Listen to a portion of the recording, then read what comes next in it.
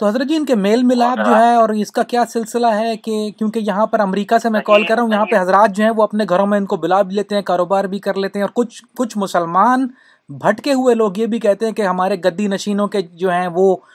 ہم ان کو یعنی اچھے بڑے لوگ جو ہیں انڈیا کے، کچھ انہوں نے بڑی غلط بات کی کہ ہم آغا خان کو جو ہے وہ امام مانتے ہیں اور ہم فلاں گدی نشین سے ہیں، یا ہمارا تعلق فلاں گدی نشین سے ہے اور ہم آغا خان کی توبہ نعوذ باللہ جو ہے وہ اس کو امام مانتے ہیں۔ اور میں نے ان کو کہا کہ شاہ تراب الحق صاحب کا تو کھلا فتویٰ اس پہ کفر کا ان پہ تو۔ جی ہاں نہیں وہ ان کا کہنا ٹھیک نہیں ہے۔ اب یہی ہے کہ جس طرح دوسرے بد مذہبوں سے میل ملاپ کا تعلق ہے تو ان سے بھی ویسا ہی ہے، اور کاروبار کا جہاں تک تعلق ہے تو کاروبار تو کسی نان مسلم سے بھی کیا جا سکتا ہے، جی ٹھیک ہے نا، کاروبار ان سے بھی کیا جا سکتا ہے، کسی آغا خانی کو ہماری مسجد میں آ کے نماز پڑھتے دیکھا نہیں ہوگا۔ بالکل نہیں نماز تو میں نے اصحاب رسول کو گالیاں، یہ انٹرنیٹ پہ اصحاب رسول کو گالیاں دیتے ہیں، انٹرنیٹ پہ رسول اللہ صلی اللہ علیہ وسلم کے شان میں گستاخیاں کرتے ہیں، ام عائشہ کو برے بھلا کہتے ہیں کھلے عام، اور ابن حسن بن صبا کو بولتے ہیں کہ یہ ہمارا بانی تھا، اس کو سیدنا حسن بن صبا کہتے ہیں یہ لوگ۔ امریکہ میں، کینیڈا میں انہوں نے بہت یہ کام شروع کیا ہوا ہے، اور انٹرنیٹ پہ ساتھیوں کو جو ہے وہ احناف کے نام پہ دھوکہ دے رہے ہیں، اصل میں حنفیت کے نام پہ دھوکہ دے رہے ہیں کہ جی یہ ہم جو ہے وہ اہل سنہ والجماعت حنفی مسلک، اور اس میں ہمارا جو ہے وہ کوئی تعلق آغا خان سے بنتا ہے اور وہ زمانے کے امام ہیں، اور تو اب آپ کو پتہ ہے یہاں پہ لوگوں کو تعلیم اتنی نہیں ہے، تو وہ لوگ جو ہے وہ اس کے ورغلانے میں۔ جب امریکہ میں شاہ صاحب گئے تھے جی تو انہوں نے اپنے اجتماع میں شاہ صاحب کو بلایا تھا جی، اور انہوں نے کہا کہ بھئی آپ جب آپ کے امام ابو حنیفہ ہیں، امام شافعی آپ مانتے ہو تو ہمارے امام کو کیوں نہیں مانتے؟ جی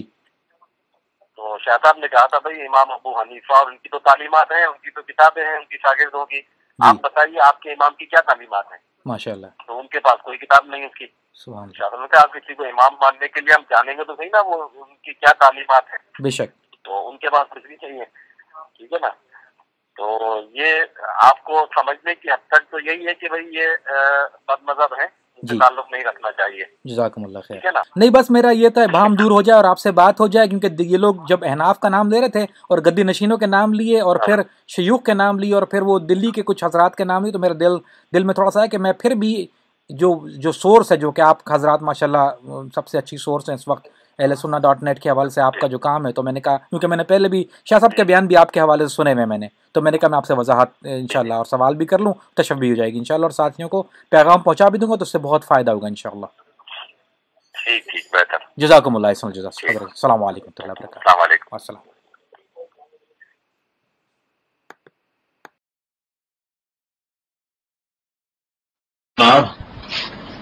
اعظم خان صاحب کراچی، آپ نے یہ پوچھا کہ آغا خانی اور مسلمانوں میں کیا فرق ہے؟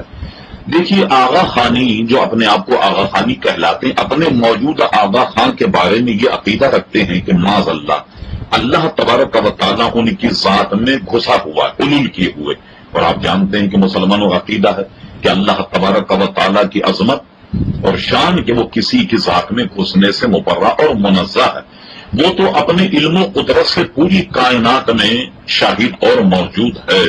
آپ نے دیکھا کہ نہ وہ ہمارا قرآن پڑھتے ہیں، نہ ہماری نمازیں پڑھتے ہیں، نہ ہمارا روزہ رکھتے ہیں، نہ ہمارا حج کرتے، کوئی عبادت جو ہم جیسی نہیں کرتے۔ اس لیے مسلمانوں میں اور آغا خانیوں میں اتنا ہی فرق ہے جیسا ایک مسلم اور ایک غیر مسلم میں فرق ہے۔